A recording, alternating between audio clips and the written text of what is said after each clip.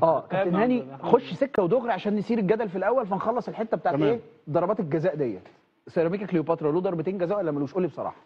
انا في اول وهله قلت ليه ضربه جزاء واحده. يعني انا شايف ان ضربه كان فيها شك شويه بتاعت ياسين.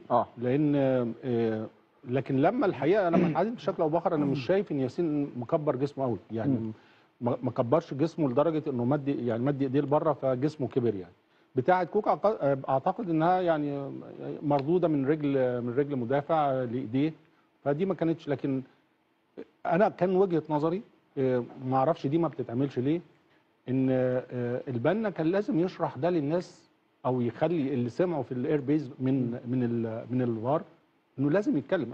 احنا شفنا دوت او تعديل كان اتعمل في اعتقد في كاس العالم انديه، كاس العالم. خلي بالك ده يهدي الناس شويه، مش الجماهير. بيطبق دلوقتي في الدوري الانجليزي. يعني انا كان رايي ده كان لازم يتنفذ، لان ما قيل بعد المباراه ان اتقال كذا كذا كذا والفار لم يستدعي الحكم علشان 1 2 3. كان هو قال الكلام دوت، او على الاقل كان راح بص ورجع قال يا جماعه تك تك تك، والناس تفهم، الاداره المدرب يفهم واللعيبه تفهم والامور تبقى اهدى شويه.